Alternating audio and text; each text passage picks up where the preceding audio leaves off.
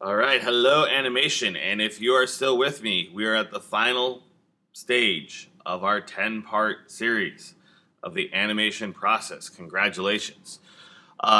This is actually 2-in-1, maybe even 3-in-1, but our objective right now is to, one, give your character some facial expressions, and then two, make sure animation is as good as it can be, and to kind of clean up all that stuff. So what I mean by clean up is, after adjusting all the timing, now the sword is kind of messed up, right? So perfecting that, just really kind of just making it all just feel good and really bring your character to life and get nice and picky. So what I'm going to do is I'm going to switch back from the dope sheet back to the graph editor just to kind of have it handy. But I'm not even going to look at it. Where's my graph editor? There it is. And I'm going to make it nice and small. The first thing I'm going to do is I'm going to do a save as always. So Command-Shift-S, and I'm going to call it face start. So I'm going to call it link underscore link face start. And what I really want to do is I want to just go through my entire animation with my blend shape window and just give him some facial changes as he moves along. So go to window here, animation editor, blend shapes, and notice I kind of gave him an angry expression for his entire thing. I'm going to undo that right now by just pulling these sliders down. One slider down, two slider down. And you're supposed to be using your camera window, but just to show you all the different changes that are going to happen, I'm going to focus in on my camera window and really follow him along in the face. Now, if we got advanced, we can attach a camera. Anyway, let's not talk about that. So, as he's falling, I want to give him like some sort of falling expression. So what I would do is I'm going to start on frame number 10 here, and I'm going to give him I'm going to kind of widen his eyes, right? Make him look a little more excited. I gave him this thing called this O face, right? That'll open up his mouth. And then I'm going to make him smile, because I feel like Link would, he would smile as he was falling. And I'll kind of increase his eyes. Now, actually I'll kind of keep him down a little bit. And what I'll do is I'll make them grow as he falls. So I'm going to hit Key All. And don't use these bottom line keys. I really prefer to use Key All. That way you don't have to forget when you turn off his smile, you have to hit Key. And lots of people forget to do that. I just hit Key All every time I make a facial change as it moves along, and it kind of keeps everything consistent. So just use Key All, just remember that. I can explain it further if you'd like, but I'm trying to make a short demo. All right. And now as he falls, I'm going to widen. I'm going to make his smile look more excited. So as he falls, right around here, I'm going to increase his O face, increase his eyes, and increase his smile. So he looks a little crazy. But notice I'm looking straight at it. If I look at it here, oh, it still looks a little crazy. So I'm going to check my camera. There we go. That's probably as wide. Make him a little wider. There we go. So I'm going to hit Key All. So his face will actually grow now and you'll see the sliders move, but his face will actually grow and get more expressive as he falls and plumps to the ground. Now as he hits the ground, I'm going to pull them all down, back down to neutral, and maybe even give him a little bit of a frown and kind of intensify his eyes. Actually, I'll close his eyes, right, to make it look like he really hit Key All. So notice there's no red lines on my timeline, and that's one thing you got to keep track of. So now he's closed his eyes, so he goes from here to that hurt. And now as he comes up, I'm going to make sure I open his eyes. I'm going to open his eyes early, right? So, and then I'm going to change his instead of a big frown, I have a normal frown. I'm going to try and transition between those two. So I'm going to pull that to regular, but then give him the normal frown. There, it kind of pulls up his eyes, and hit Key All. So I'm going from here, and it comes up. Now, next thing he's going to do is he's going to focus in on the sword. And so my sword here, I've I want him to look at the eyes, and I've lost my eye control. So what I want to do for my eye control is I'm just going to grab his eyes here. Oops. I'm going to grab his two eyes because my eye control broke. I'll just be honest. So right here, I'm going to keyframe them, and I'm just going to press S. Those are just his eyeballs. And now, as he goes to look at his thing, I'm just going to make sure he's looking. I'm just going to rotate them so that it looks like he's looking at his sword. Like I said, I lost my eye control. As he looks at his sword, then he's going to pop up again. I'm going to make his eyes become more intense. So I'm going to give him, I call them eyes angry, but he's really focused. And I'm going to pull his frown down again. I'm going to make him frown a little bit more, but I'm also going to open up his mouth.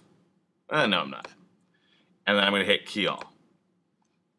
So now as he follows through, I'm really going to make sure he's looking at where he should be looking, right? And he's grabbing the sword here. And then as he comes up, he's going to be very happy he has the sword.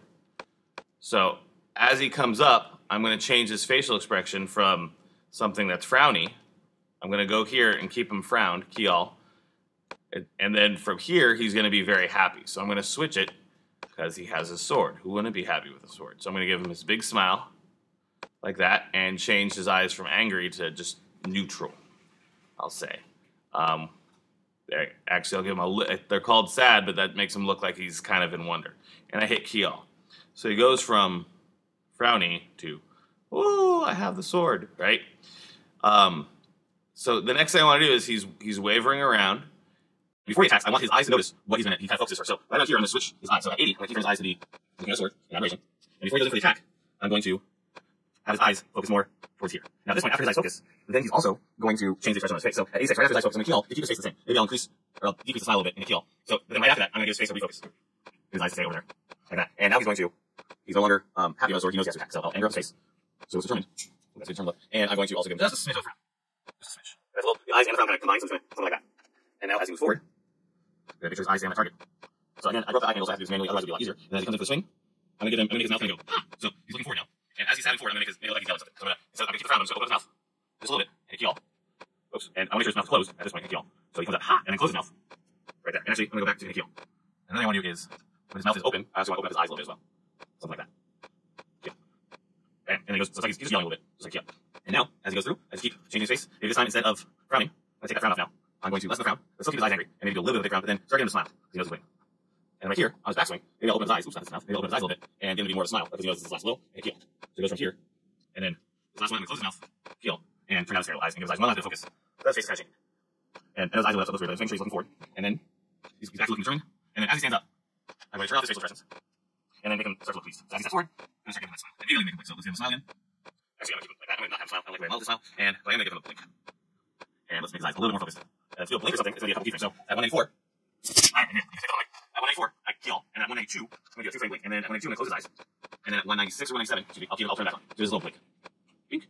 And as he goes in for breath, I'll give him a little bit of a open his mouth. So taking one last sigh of relief. So I will keel here. And as he goes in for a sigh of relief, I'll pull up his O face and keel. And then that will go into his smile. Pull that down. And then take off that and kind of open up his eyes a little bit. Like that. And then leave his eyes as he goes through. That's how you do the facial part of the animation. And it's really adds just a nice little bit of character to it. And if you zoom out and just kind of take a look at him, right? I mean, take a look at where he's happy, where he has the sword up. So it's worth it to go through and make the pass and just give your character just a little bit of facial expression, a little bit of eye movement. It'll really add a lot of value to your animation. And you want to do that last so that you have all your keys already set. So now that we've kind of hit everything that needs to be hit here, we've animated the face, we've done everything. You want to do one or two more passes through, really cleaning and polishing it up, right? So all we're going to do now is we're just going to make sure everything looks good, double check. You'll notice the sword needs to be retimed again. All that's fine. So all I'm going to do is just kind of go through the passes and just really make sure things are happening when they're supposed to be happening and fix a few things that need to to be fixed. So it's really just make it work. Sometimes you need to add excessive amounts of keyframes. Like you might have a sequence for about 12 frames here where you need to keyframe every single keyframe. I don't have one of those in these scenarios, but it does happen. Other times you might need to delete a few keyframes, right? And just kind of make it work and make it work for what you have. So the last step is to just kind of double check, make sure everything's flowing smoothly. So I'm going to start at the top, have my first frame, and I'm just going to kind of closely inspect them on the perspective and also be really mainly focused on my my camera view here. So as he's moving down, right, he's looking pretty good. He falls. He gets absorbed in. He looks up. And the first thing I need to fix is I kind of want his foot there to push off a little bit more. So I'm going to grab his foot here and look at the rotation. And I might give him one more keyframe right here, just to make it look like his foot shoves off a bit, just a bit. And I'm still with my auto key on, so I don't have to press S, but now when he steps up, it looks like he swings his foot. So it's little things like that you're looking out for, right? Did you all see that on my foot? Now it looks like he's pushing off a little bit more solid. Stuff like that. Another thing I'm going to fix in the end of all this, is his toe got broken again. I'm going to fix his toe. Somehow, somewhere along the lines, I readjusted the twist, and it got messed up. So I'm just going to fix it before I export it out. All right. I'm going to keep going. He sweeps down. I like the way he sweeps down. And now the sword draw is a little messed up. So he shoves his hand to the side. I'm actually going to want him to pick up the sword right, not here, this one. So at frame 58, I'm going to kind of readjust everything. So first thing I'm going to do is I'm going to put the sword there. I'm actually going to get rid of all my keyframes for the sword, which is just one. But I'm just going to get rid of them all. So on my graph editor, I just selected it, deleted it. I'm just going to move my sword so it looks like he's gripping it in the right spot, right about there. And I'm going to really closely inspect that, just to kind of double check stuff. And my joints are in the way. I'm going to hide them and really make it look like he's really gripping it the right way. I check both sides. I'm going to make sure his top of the hand's at the hilt. Give him a little space and grace for it. That's fine. And again, he's so far away, you're not really going to see it. I'm going to turn the joints back on. Oops, sorry. Turn the film gate off. All right. So that's good. Now, the trick is with the sword, again, is the visibility keyframes. I'm going to delete this guy. It's going to be easier just to reattach him. So this one's called sword ground, right? I've already done that. So as he goes to grab it, I'm going to, right here, at this frame, right? And what I might do is, to make it look like his hand's not sliding into it, I might rotate his hand up a little bit. Just give him an extra keyframe here to make it look like he's kind of, and then right here, rotate it back. Make it look like he's actually gripping. Actually, and this is what I mean by polish, right? We're really perfecting this. His hand should be open. One more keyframe off. His hand should be open as he's moving it along. So right here on frame, just gonna get rid of this keyframe real quick. As he's coming in to grab it, his hand should kind of get in position here. And what I'm going to do is I'm going to save myself the work. I'm going to put his wrist in place, but he's already got a good grip. So when he gets to the part where his hand's around it, right here,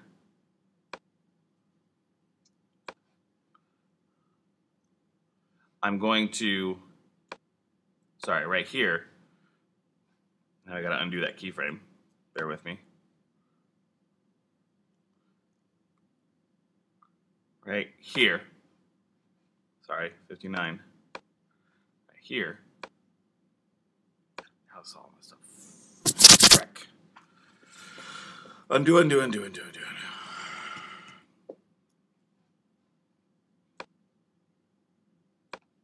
58.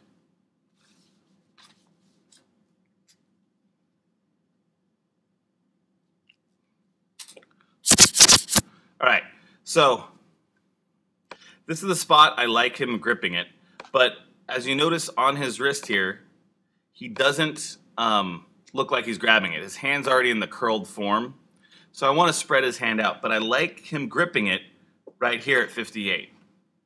Or is it 59? Nope, 58. I like him gripping it here at 58, and then he draws it out. So I'm going to add a few more keyframes to the wrist and the hand right here. So at 58, I'm going to keyframe everything in this hierarchy. Right click, select hierarchy. I like everything there. I'm just going to press S. So now everything has this keyframe, so I know his grip is good here. Okay. Then I have an earlier keyframe. I'm going to delete this one. And then right about 50, right at 52, I'm going to open up his hand. His hand's open here, and his hand closes a little too quickly. So I want his hand to be open. So everything's selected for an open hand here. All I'm going to do is middle mouse click to about 56 for his hand and press S. So now his hand stays open until right there. And he grabs it, and then he'll pull it up.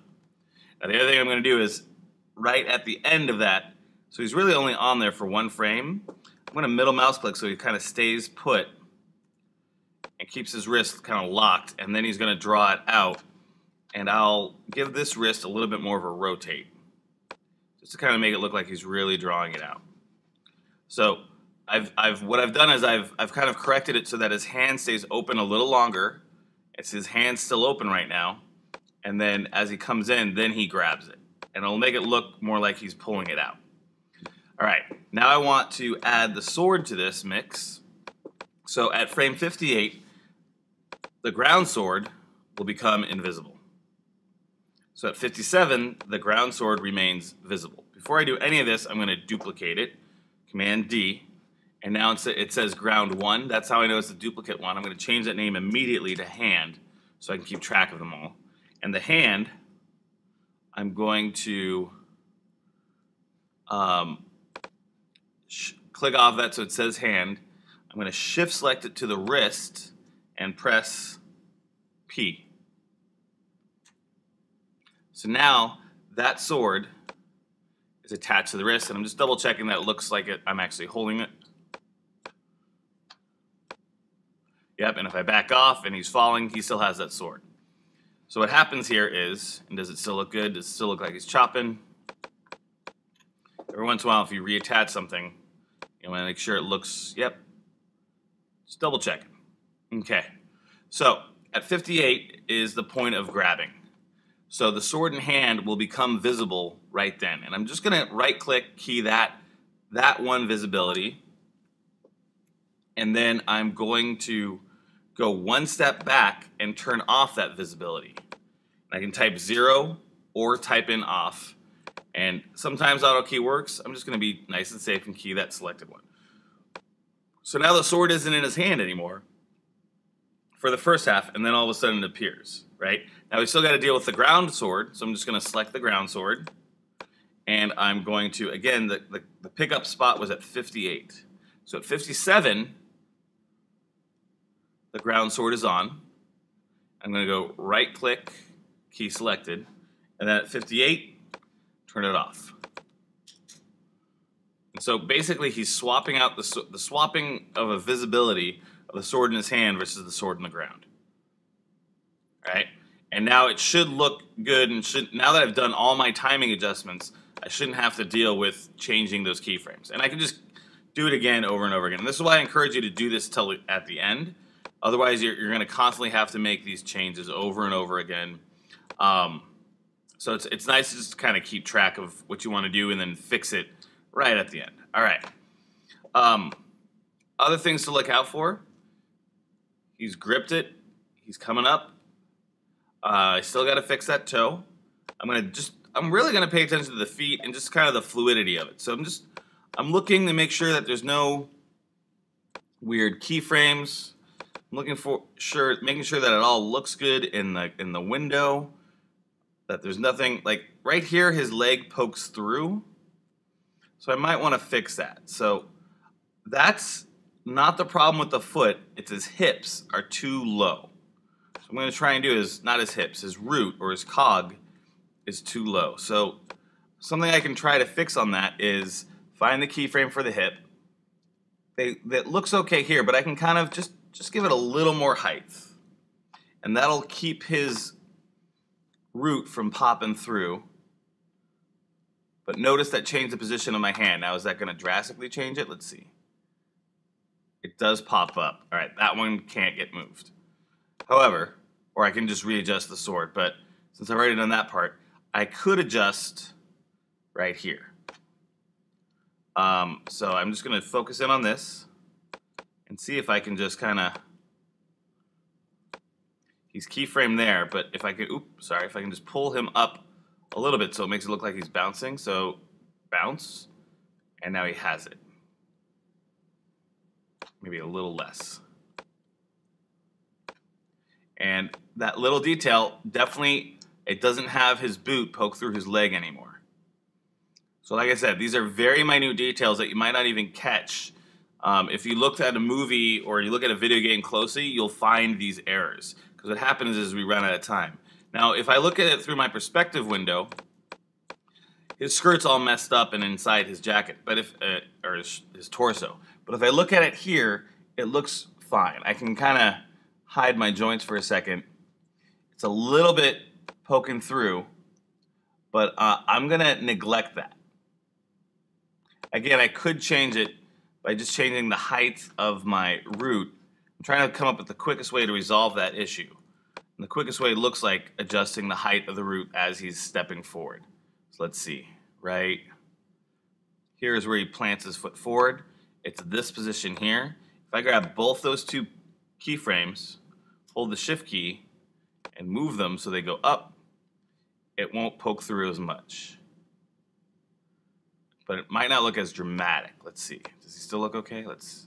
He comes forward. There's a little poke through. I'm okay with that. Now another thing here with the foot, with the red foot here, the right foot, I might want to have his foot kind of, instead of stepping down, I might want to give his toe one or two more keyframes with his toe up. So I can pull this toe up a little and maybe angle down his foot a little right here. And then he comes to step down. So it just pops up for a second. It makes it look like he's making his way. I can actually maybe pull it up a little bit more like that. There you go. So just a little details just to add more to it. And then this step through. Now, some of you, if you do a very fast sequence like this, it might be beneficial to give yourself lots of extra keyframes. But I'm pretty good there. He slices. That slice is, his sword is flat. Everything looks good there. I could expand his hand if I wanted to really kind of elongate his motion. I could give him a little bit more of a straight, pull his hand out a little bit to really make it look like he's really stretching every bit of his, my hand got a little messed up, it looks like. But it really makes it look like he's elongating every set. Let's just do that. I'm just going to go through every little joint here. I can just also do a select hierarchy. Right at this pose, all my rotations, set to 0. That gives me a normal hand. Now, I did it right next to another keyframe. I'm going to delete that guy so it doesn't look so mangled. So here, he's in a fist. Here, his fist kind of curls at this point. And it looks really messed up here. However, over here, it looks like he's elongating himself. And then at this one, I just kind of want to spread out his hands so you can kind of see them just a little bit better. Just to make it appear as if he's really stretching out. Something like that. And maybe lower his shoulder. So I'll go to this one, kind of pull his shoulder down. That's his clavicle, but that's fine. Maybe rotate it a bit. Something like that. And then his hand comes up. And again, his hand looks okay in that position. It looks really messed up here, but it'll get fixed when he gets to this spot. And then as he walks through, it's back to normal. I'm not going to stress too much, but I could keep going through that and get really nitpicky with the hands. I'm just checking his feet. And the last thing you want to do is before you get ready to submit it as like your final animation, is you want to play blast it, or you want to play it and have none of your handles and none of your skeleton. Last thing I'm going to do is fix this, the IK for my toe. The twist of it got messed up again. At some point, it got twisted. Let's see.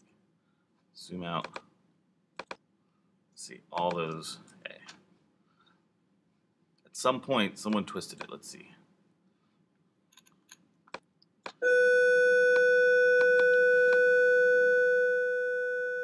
So I'm just gonna fix this toe right here, and then it's all set. So I go here to my toe and I twist it back to its degrees, and it looks like it wants to be reset back to 0. I'm just gonna get rid of that keyframe. And now the last thing I want to do is I just want to play blast it, or double check, take off, hit show, choose none, show polygons. If you're using Hogan, you're gonna have to use NURB surfaces too. Just give it one last playthrough, and you're done. So if it looks good and you're happy with it, how it looks with no joints and it's just everything's moving along, great. If not, go back, make your corrections. There's one last thing with this hat I'll fix, but we're all done. Make sure you play blast this out, and this will be your final animation. I just got to fix right there on his hat. His hat kind of stays static for too long. All right, that has been it. We are done. Congratulations, and make sure you get all the work done. The next thing we're going to do is we're going to build an environment and lights to really put our animation into a real life setting. All right, good luck and have fun.